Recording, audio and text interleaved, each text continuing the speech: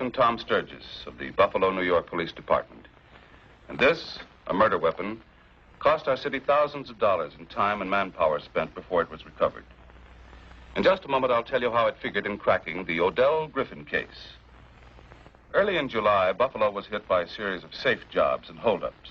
All efforts to use the underworld grapevine ran up against a stone wall. In the middle of the wave, a bandit held up a theater manager during the evening when the house was packed. He walked out with more than $2,000 and casually escaped with the departing patrons. But no one was injured by the gang until the morning of September 9th.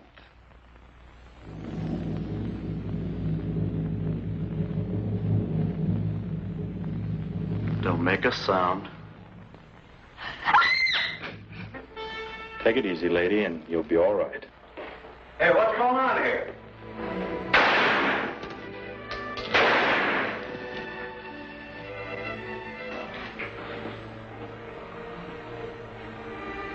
Better pull the shade.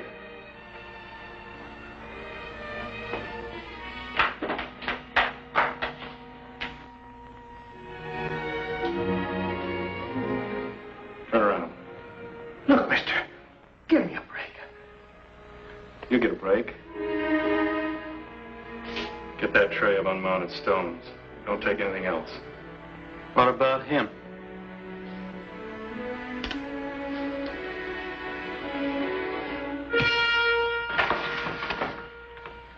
You wanted a break? All right, you've got it.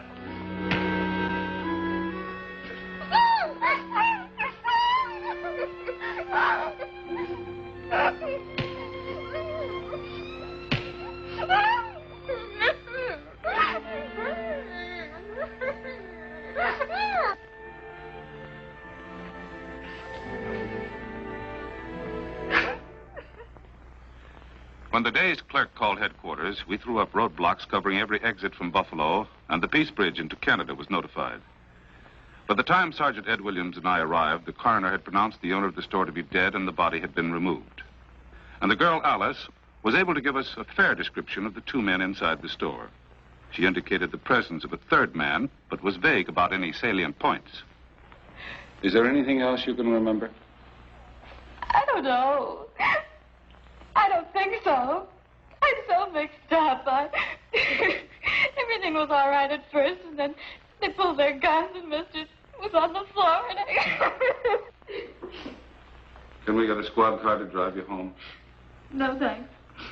I've got some friends coming down to pick me up. Well, you better get some rest. I sent the bulletins out, Captain. Anything else? Found this on the floor. From the clerk, Alice, we got our first descriptions of the killers. From the laboratory, our first clue. The sliver of wood was identified as being the type used for the grips of certain foreign pistols, principally the German Luger. All efforts to identify them from mug shots on file were futile. If the gang was a local outfit, we hadn't spotted them yet. Maybe they're from Canada. Maybe. But both the Canadian and American customs have been mighty tough these past few weeks. Sooner or later, they'd catch them smuggling those guns across. Being a man on this side. Spots the jobs, furnishes the firearms. Could be. When our police percentage of unsolved murders is less than 3%, a record like that doesn't attract outside hoodlums. Homicide, Captain Sturgis. Yes, sir. Oh. Why, of course you did the right thing by calling. And what was your name again? Miss Bassick? And the address? We'll be over right away. Lead? Yeah. How many does that make since the paper hit the street? No, it's about 100, but this one sounds good. She knows who they are. I knew your father, Ellie. I was downstairs the morning those mobsters killed him during the jailbreak. He was a fine man. Thank you, Captain Sturgis. I guess that's why I called. Dad gave his life for police work. And if I can help you catch these criminals... I'll start at the beginning and take it in sequence. Well, it was about 8:30 in the morning. I remember because it was kind of slow, like it is now. And I always read the comic section. Well, the headlines caught my eye. And I just finished reading the description of the two hold-up men when Frank and his friends walked in. What's Frank's last name? Griffin. Frank Griffin. What made you suspect him? Well, I'd had several dates with Frank and... Recently? No, several years ago. Well, I got to studying them as they sat in the booth, and all of a sudden I got a hunch. Where does Griffin live? I don't know. He never did tell me. But I think it's somewhere in Canada. Do you know the town? No. What makes you think he's Canadian? Oh, things he'd say. Words that sounded different. He paid for the coffee with Canadian money. You were talking about Griffin's friends. Did you know them? Did he call any of them by name? Or a nickname? No, I'm sure he didn't. In fact, he made quite a point of not introducing them. Would you have a snapshot of him? I didn't like him that well. But you may have a picture. What? I said you may have a picture in your files. You see, several years ago, Frank stole a car here in Buffalo, and they deported him. Ellie Bassick spotted the photograph and identified it as that of Frank Griffin. Our record showed he'd been arrested in 1942 for car theft and had been deported. Well, that's Frank, all right. Boy, has he changed. He was just a kid when this was taken. 16.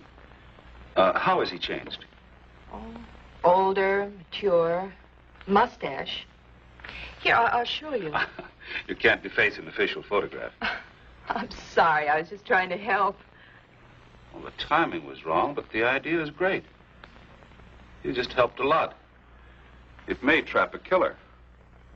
Using an artist, the photograph, and the several descriptions, we had a composite sketch drawn of suspect Frank Griffin.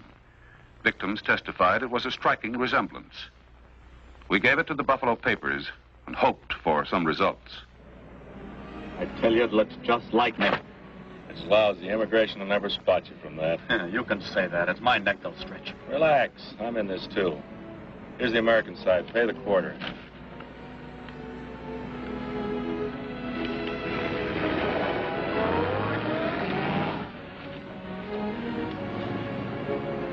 We stayed too long in Buffalo. I told you we should have headed right back. We're going back. I got a date with Ginger. Got a present for her. That ring could hang us. Throw it away. The heat's off.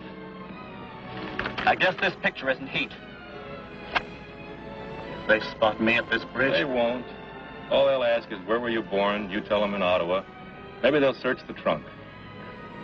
On a station wagon? So we go in without a search. The bridge is hot. They'll want identification. Naturally. That's the reason I got the phony papers. I knew something like this was going to happen someday. The only chance we're taking is that they'll recognize that sketch. Looks just like me. It's lousy.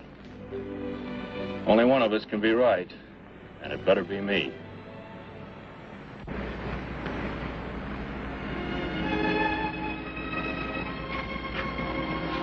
Where were you born? Ottawa. And you, sir? Winnipeg. Will you open the trunk? In a station wagon? It's a matter of habit.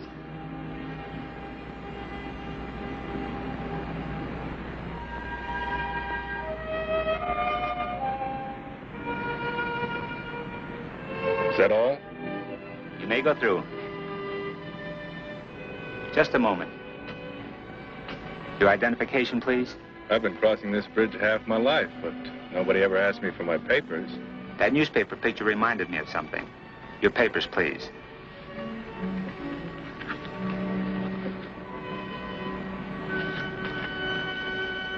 Yours, please.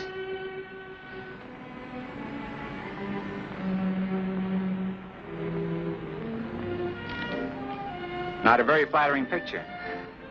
You may go through, gentlemen.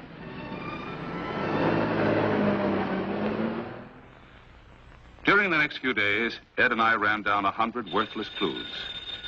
By the grapevine, we'd sent word to the underworld that we suspected a fingerman in the case, and that when we caught him, we'd throw the book at him as an accomplice to murder. On Friday afternoon, it paid off. The call was from a character we'd known as Rudy. His background was as dim as the view we took of some of his activities. This might well be another false alarm, but with the commissioner and the newspapers putting on the pressure for a quick capture, we couldn't afford to turn down even a slim possibility.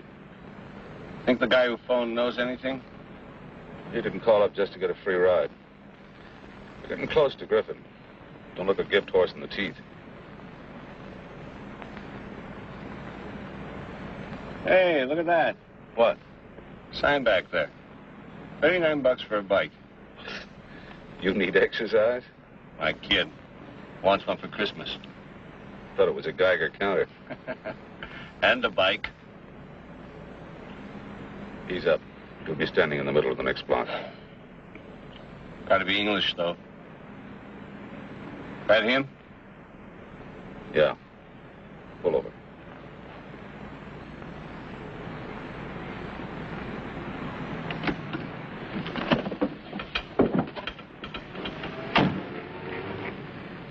Just cruise around, Ed.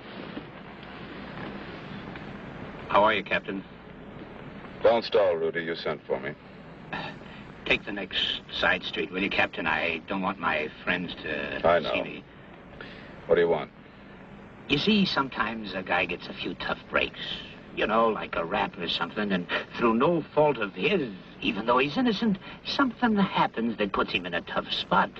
Your story touches me very deeply, Rudy. I'm a busy man. Get to the point.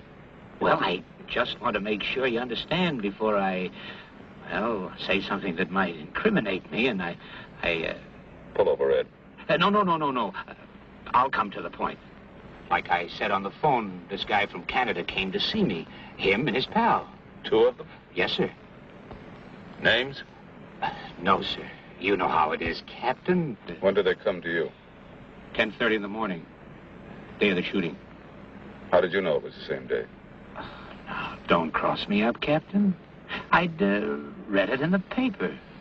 You see, the shooting was at... I know what time the shooting was, Rudy. What did they want? To fence some stuff.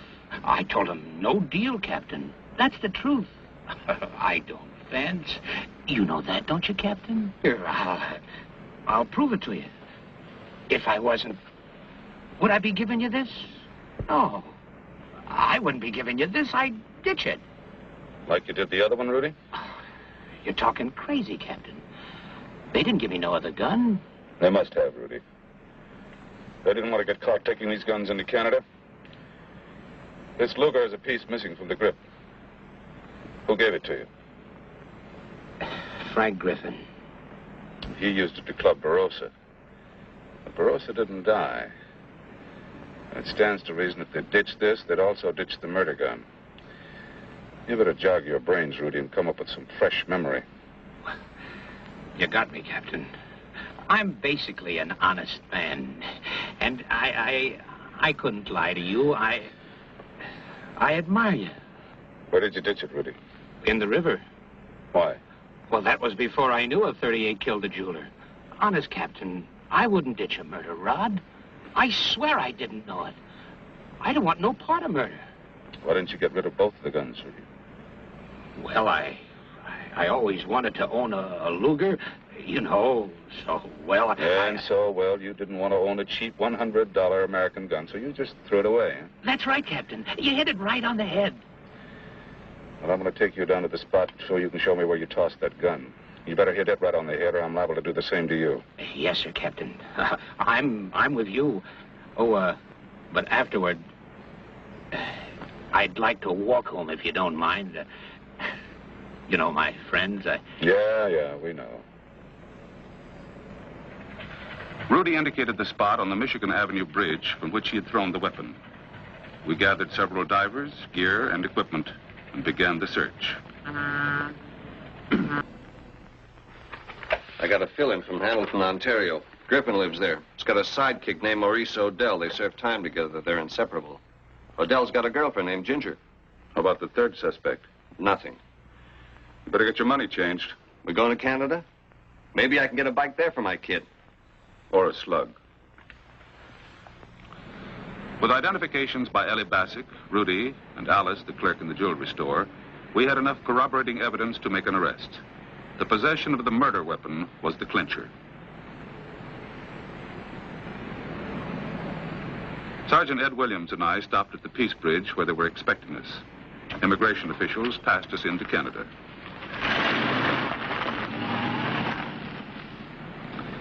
We took the Queen Elizabeth Way toward Hamilton, where we knew Captain William McAllister was expecting us.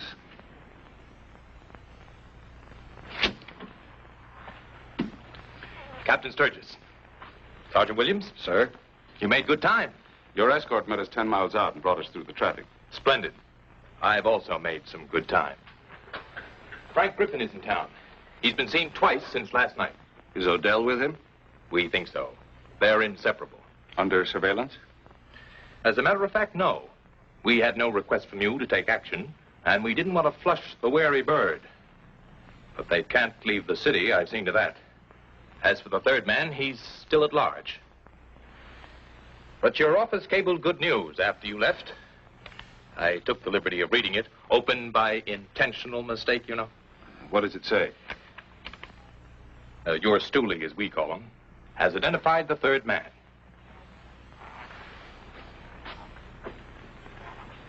Now, if you gentlemen will come with me, I think we can find the men you want. Do you know where they live? No. But I believe the old saying which concerns the spice of life. In this case, her name is Ginger. After you, gentlemen.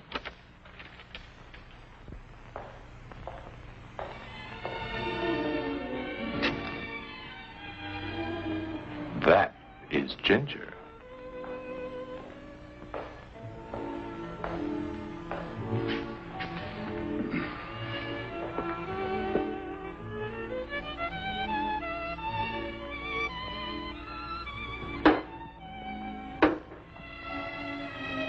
Not bad. Accidental? 9 out of 10. Show me sometime. It's no secret to throw straight. You just got to think straight. Want a game? Ladies aren't allowed. Oh? Billy just lets me practice when there aren't customers around. How about buying you another beer? Ladies aren't allowed to drink in the bar. But Billy just lets you practice? Yeah. You boys from out of town? I'm just passing through. Sit down? Well, just until the customers arrive. Get the lady a beer, will you, Ed? Sure, just for practice. Seen Maurice lately? Maurice who? O'Dell. I don't believe I know the name. I know yours, Ginger. Say, what are you, a cop? We want to see O'Dell, Ginger. It's important. I told And you... Griffin, too. I never heard of him. It's a mighty good-looking ring. 2-carat diamond with 15 chips, right, Ginger? I don't know anything about it. That ring belongs to a clerk in the jewelry store, Ginger. The owner of the store is dead. Dead? Murdered. I don't know anything about it. Really, I don't know anything about it. I don't want to get mixed up in a murder. You are mixed up in it, Ginger. So tell us where to find Griffin. Well? Number 15 Underhill Street.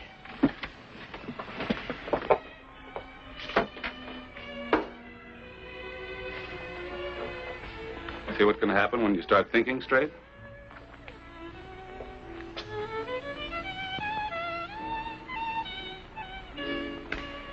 Some days it just doesn't pay a girl to live.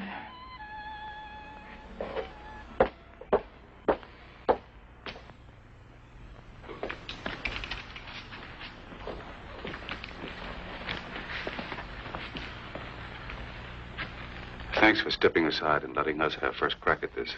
Under the reverse circumstances, I'd expect you to do as much for me. Good luck. Who is it? Telegram. Shove it under the door. I'm sorry, sir, but it must be receipted. Cops, get dressed. But I really must get this receipted. They're on to us.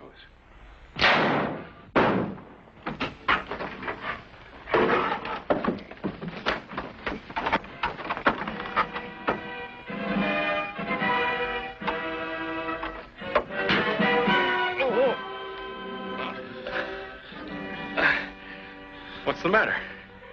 What's this all about? What do you want me for? Well, it isn't for overtime parking. Maurice O'Dell, Frank Griffin, I place you both under arrest. On what charges? Murder. You'll never bring me to trial, wise guy. I'm a Canadian. I'll fight extradition. Nick's the second fight you've lost recently.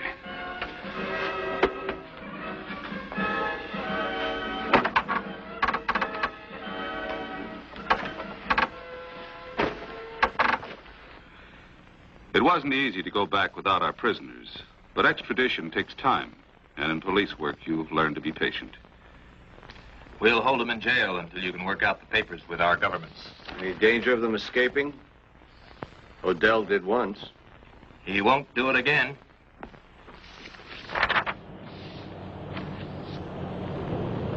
In Albany, we had a warrant signed. The request for extradition went to Washington, and within 3 weeks was signed by the president. Transmitted to Ottawa, signed by the Prime Minister, and remanded to the jailer at the Norton Street Jail.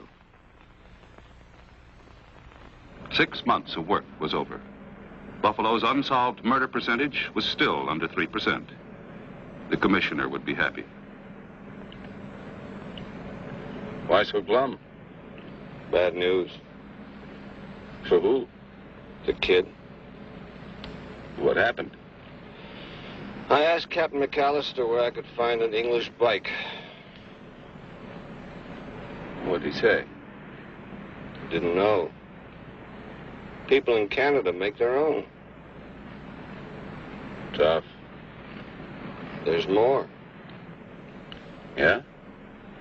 He wants me to find one for him.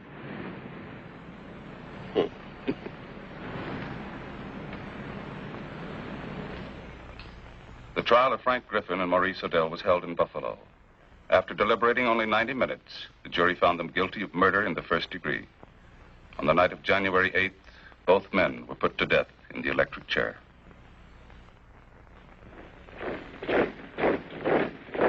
Gangbusters, created by Phillips H. Lord.